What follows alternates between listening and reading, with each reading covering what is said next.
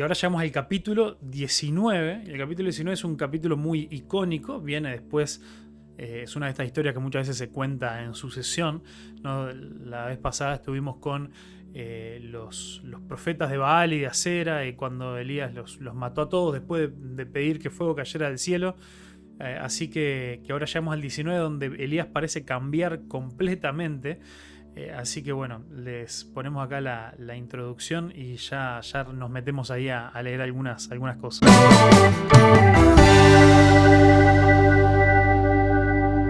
Y estamos acá en 1 Reyes 19. Como decíamos recién, lo último en el capítulo 18 fue esto de que Elías tomó a los 850 profetas, 450 de Baal y 400 de Acera, creo. Y los mató a todos. Y bueno, después sí, ahí pide la lluvia y todo lo demás. Dice: cuando acabe, el rey llegó a su casa, le contó a Jezabel, su esposa, todo lo que Elías había hecho. Jezabel, digamos que era una fan bastante grande de Baal y Acera, y no le gustaba que nadie se ande metiendo con sus dioses. Digamos que era bastante fiel a sus dioses, cualidad la cual los israelitas no tenían con Jehová. Y bueno, la forma en la que había matado a todos los profetas de Baal. Entonces Jezabel le mandó este mensaje a Elías: que los dioses me hieran, incluso me maten, si mañana a esta hora yo no te he matado, así como tú los mataste a ellos. ¿Y qué nos dice acá? Y Elías, cuando le llegó este mensaje, tuvo miedo y huyó para salvar su vida.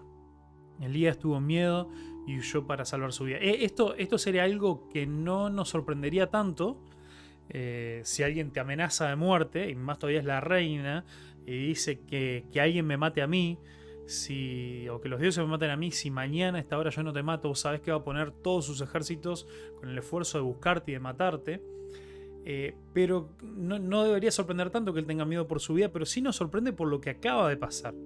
Y lo que acaba de pasar es que acaba de ver el poder de Dios en acción como nunca antes en su vida. Bueno, quizá esto de haber resucitado al joven un poco antes, sin duda estuvo ahí bastante arriba en el podio de milagros que había visto. Pero después de haber visto a Dios obrar una y otra vez en su vida y acabar de venir de una gran victoria, sí nos parece raro que haya caído en este profundo miedo y estas ganas de salir huyendo. Y comenzamos a ver que esto es solamente el comienzo de un pozo de desánimo, si somos generosos, o le podríamos llamar de un pozo de depresión en el que entra Elías. Y acá podemos hacer la primera observación. Y la primera característica de observación que pasa en esto de la depresión y el desánimo es que muchas veces nuestros momentos más vulnerables, de mayor debilidad, pueden venir luego de nuestras mayores victorias. Nuestros momentos más vulnerables pueden venir después de nuestras mayores victorias. ¿Por qué? Porque siempre me río. Escuché muchas veces, vieron que a veces se dice por ahí que el lunes es el día del pastor, o por lo menos el día que muchos de los pastores se toman libres. Pau me insiste, y bueno, a veces intentamos de que los lunes sean un poquito más tranquilos para mí. Pero aparte de que eso lo he escuchado varias veces, en varios lugares, en varios países, pero sí he escuchado, y a veces también me ha pasado, que muchas veces se junta con que los lunes también suelen ser algunos de los días de mayor desánimo. A veces para el pastor, no es que pase siempre, y no necesariamente es porque hayan salido cosas mal el domingo. A veces tiene que ver con esto. Si tuviste un tremendo domingo, todo pum para arriba, a veces es normal, o es común por lo menos, de que a veces los lunes viene un bajón, o viene algún desánimo o algo.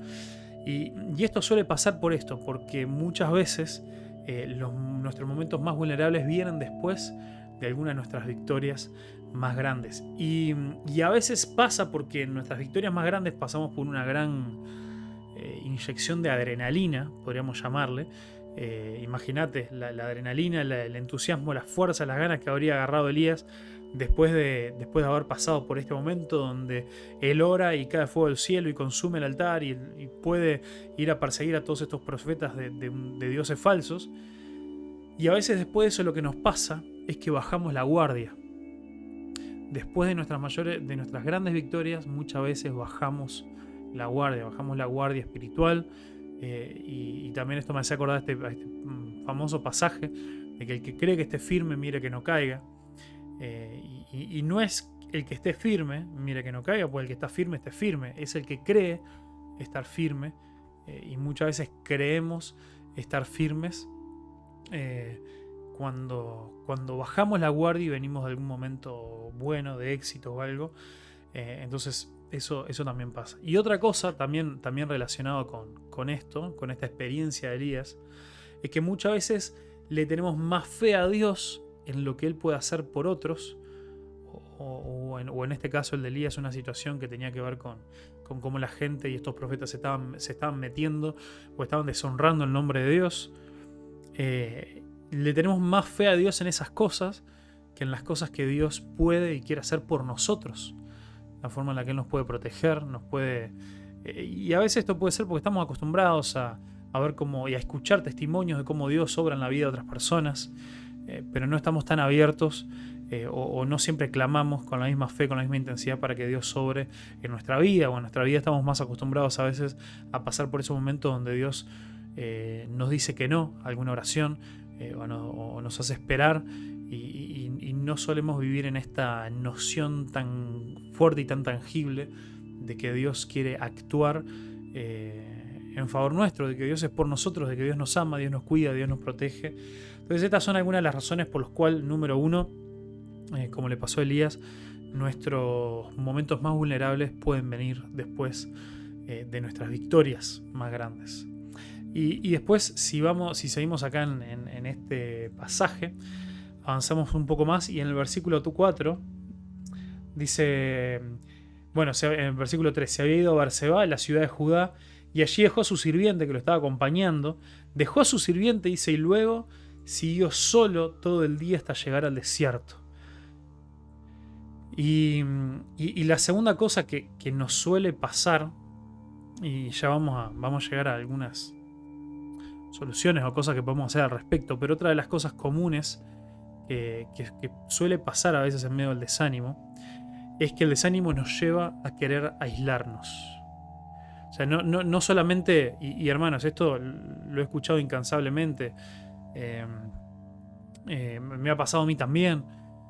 No solamente él huyó para estar protegido, para que no lo alcanzara Jezabel y su ejército y todo lo demás, para que nadie lo encontrara, porque él había vivido con su sirviente y su sirviente no tenía nada que temerle, estaban juntos, estaban en el mismo equipo, pero dice que cuando llegó a Berseba lo dejó solo y él se fue solo al desierto.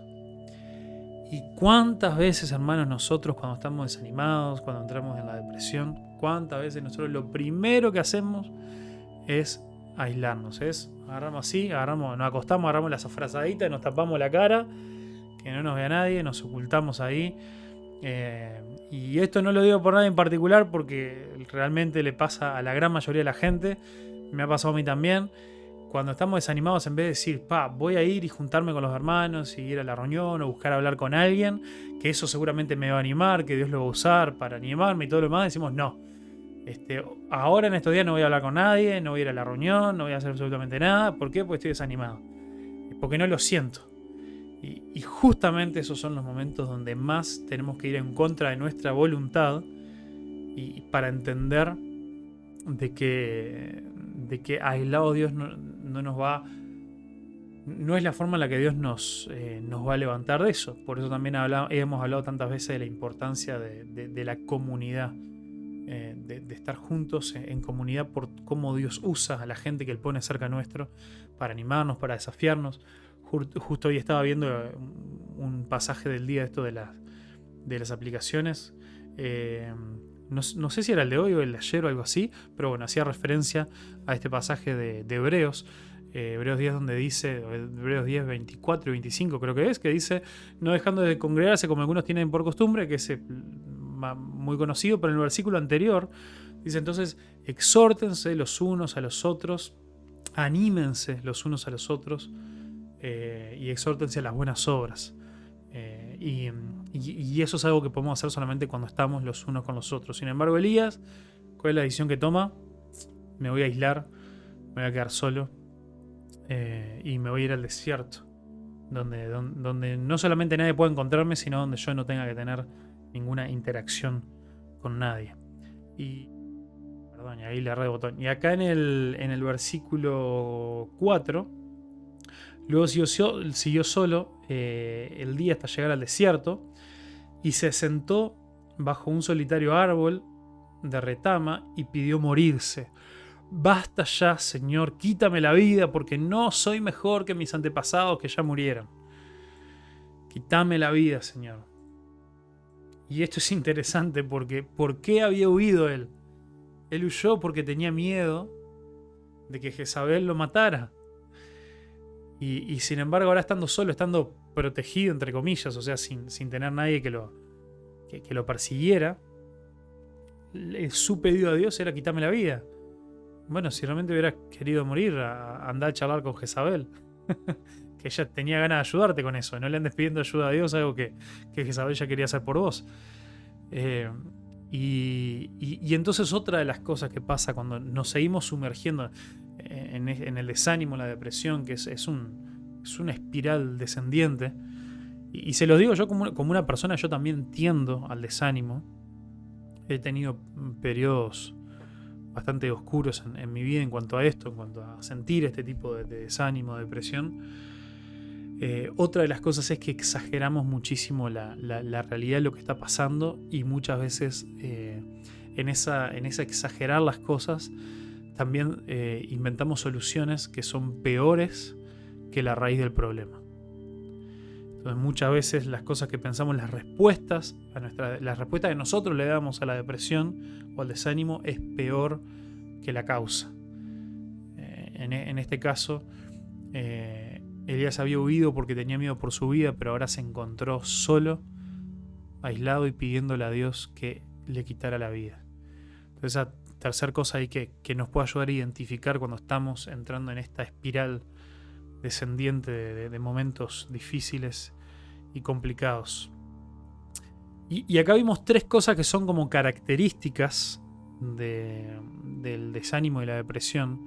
Y ahora vamos a ver otras tres cosas, pero que son cosas que nos van a ayudar a salir de eso.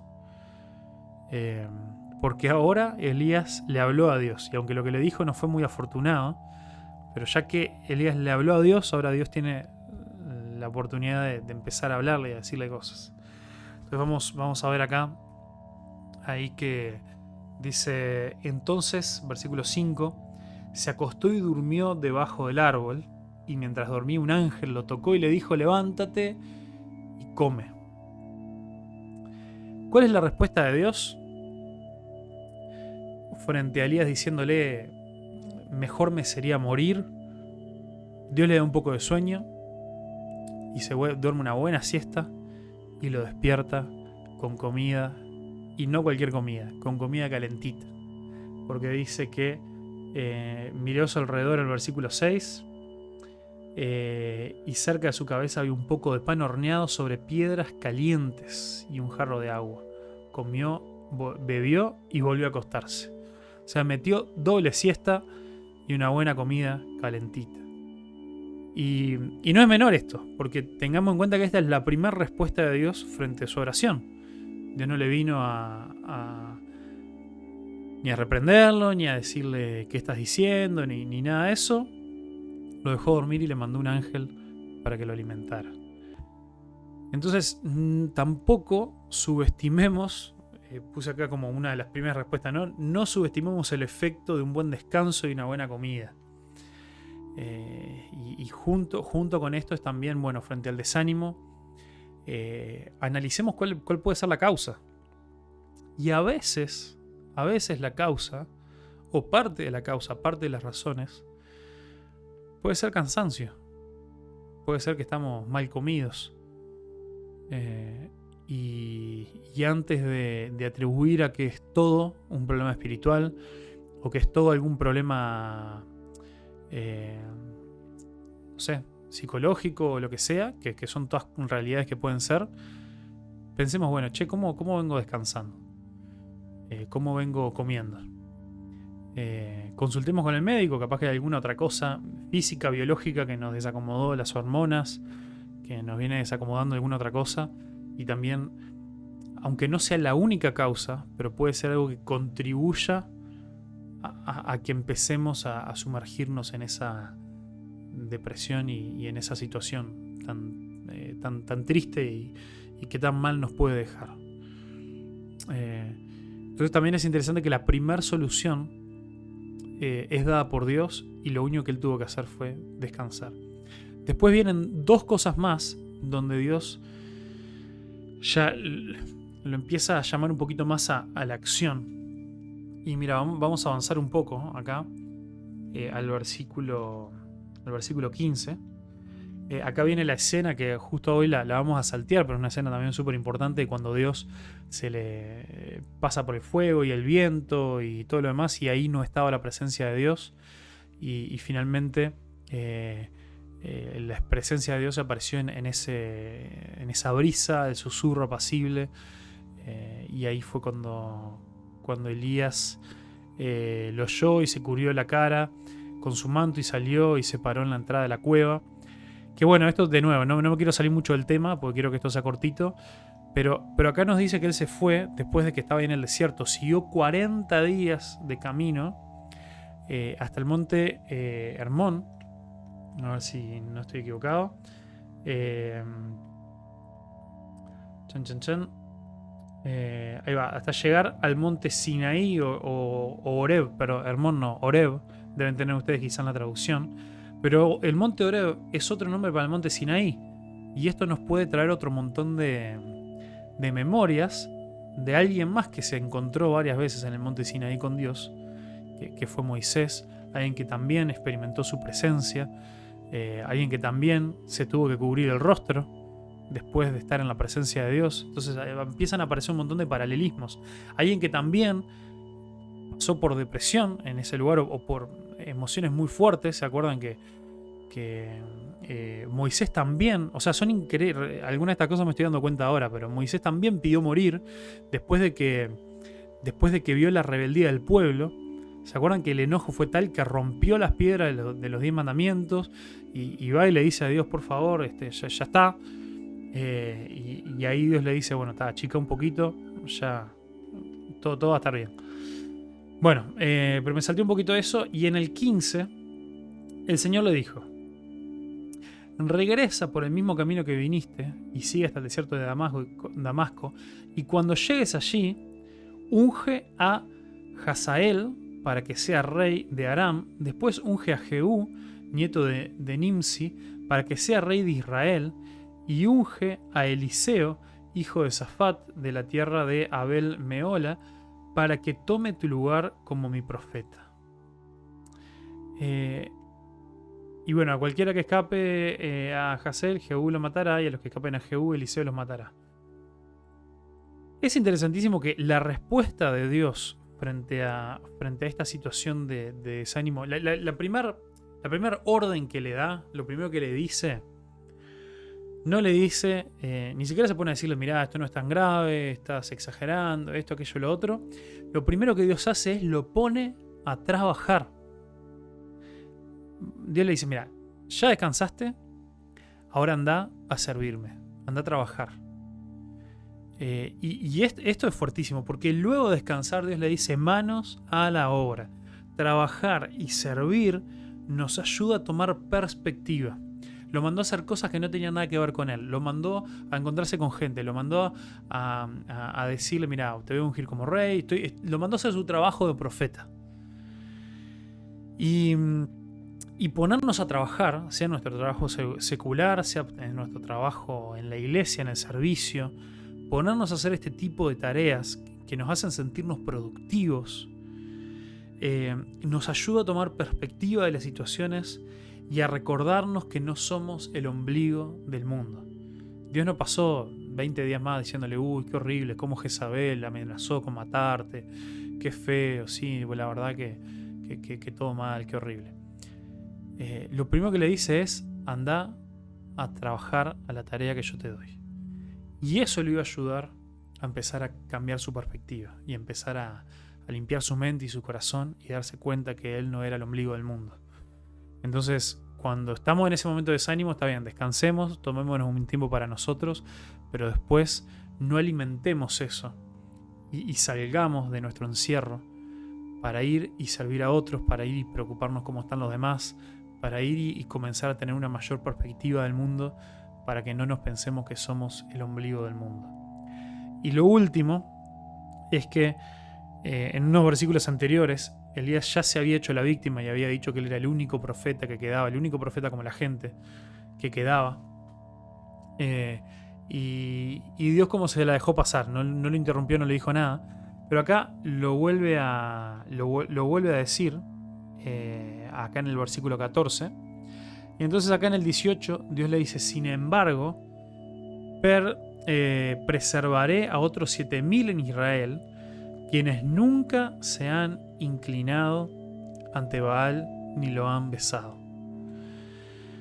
Elías estaba convencido que él era el único justo, el único bueno delante de Dios, y pobrecito de mí, qué horrible yo que estoy pasando por esta situación solo y que nadie me entiende. Sin embargo, Dios lo último que después de decirle anda a trabajar, lo otro que le dice es: no estás solo, no sos el único que está pasando por esta situación, no sos el único. Entonces, la tercera cosa que nos ayuda a salir de este tipo de mentalidad que nos lleva al desánimo es no pienses que estás atravesando esto solo. Recordá que tu situación no es la única y que otras personas también están pasando o han pasado por lo mismo y con la ayuda de Dios sobrevivieron. Difícilmente nosotros atravesemos una situación, por difícil que sea de enfermedad, sea económica, sea emocional, sea lo que sea, difícilmente atravesemos una situación que sea la primera vez que sucede en la historia de la humanidad. Y tampoco que sea la primera vez que le pase a un hijo de Dios. Entonces recordemos que otras personas han pasado por esto y que Dios ha estado ahí, ha sostenido a la gente, y que eso también, como dice en Hebreos 11, nos habla de la galería de la fe y nos habla justamente de estas personas que nos son testigos y nos alientan y nos recuerdan de que se puede correr la carrera y que se puede llegar a la meta. Entonces eso también es algo importantísimo a tener en cuenta. Entonces veamos también, fijémonos en otras personas que puedan estar pasando por lo mismo, pidamos consejo, pidamos la oración también a personas que hayan estado o estén pasando por situaciones similares. Y dejémonos también inspirar por gente que, pasando por situaciones similares o a veces peores, las podemos ver como personas que han en medio de esas situaciones han alabado a Dios y lo han bendecido. Así que bueno, estas eran un poquito las cosas que nos lleva a pensar en este pasaje, en este capítulo 19, y más todavía teniendo en cuenta de que estamos justo, que no hay casualidades, ¿no? Pero justo hoy cae también como el Día Internacional de la Prevención de la Depresión. Así que bueno, eso, que el Señor les bendiga mucho.